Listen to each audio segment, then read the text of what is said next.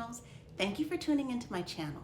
For those who don't know me and my platform, hello, I'm Coach Tasha, CEO and founder of Professionally Pause.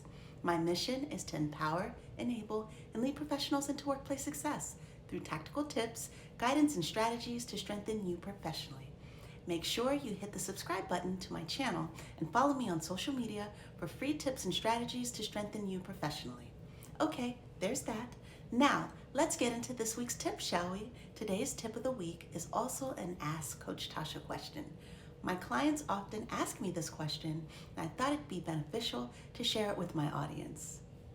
Tip number 10, Ask Coach Tasha.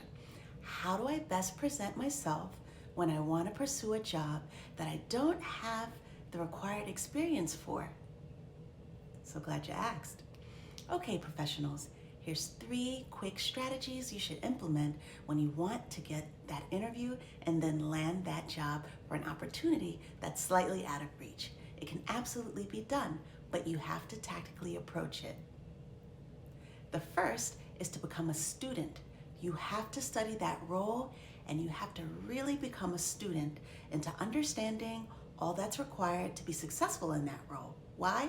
Because you don't exactly have the experience, but what you do have is the desire. So you have to show and drive home the dedication and commitment that you have if hired. You must demonstrate your understanding on how to execute that role inside and out. Do your research. Search the internet to better understand the requirements, the skills necessary, as well as learn what the job entails. My suggestion is to look up the same type of role at a few companies and literally do a compare and contrast on how that company defines the responsibility versus another. You'll also learn that the names sometimes differ too. Utilize job portals like Glassdoor or Blind, or platforms where current or former employers are providing context to what they do and how they interviewed to successfully land that opportunity. You'll also need to know what you don't know about the role. Is there a class you can take? A certification you can pick up that provides context to that opportunity? It'll be good to show the receipts of how you became a student to that role, and now all you're looking for is the opportunity to apply your knowledge as well as your current skill set. My next suggestion will be to get the referral and inside track. Are you connected to someone who can give you the inside scoop?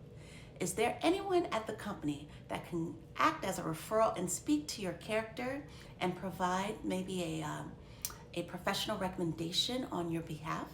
Companies love those inter-network referrals. They love when their employees can connect them to possible new employees. Think about why some companies provide referral bonuses and why they love hiring a person's best friend or former work peer or neighbor or family member.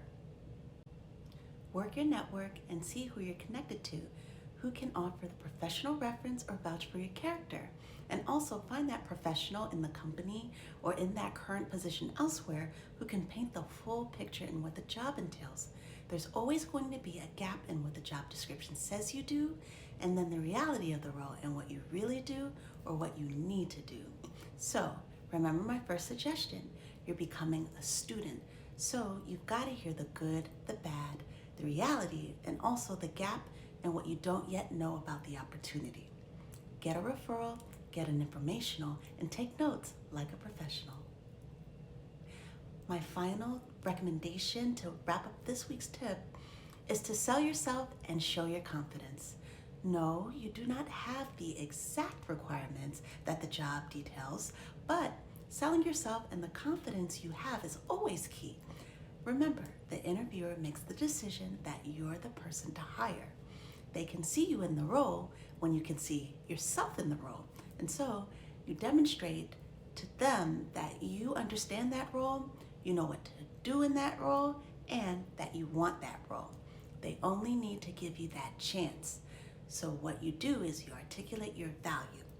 Think about what is your differentiating factor and what you may bring into the role that's not on your resume. So think about what you're going to bring into the company when you're hired. Is it your commitment to success? Is it your grit or focus? Is it your drive? You've got to speak to the invisible attributes and traits you have that will put you a head and shoulders above the competition. Companies nowadays, they're all about finding those right individuals to hire that are the right fit. It's all about the fit because more often than not, most of the job can be taught. But having that professional that buys into the mission, believes in what the company is trying to accomplish, and shows that they would adopt the culture of the work environment, that's who they want to hire first. Show them how committed you are or would be to being successful in the role and at the company. Specifically, tell them what your impact or output may be.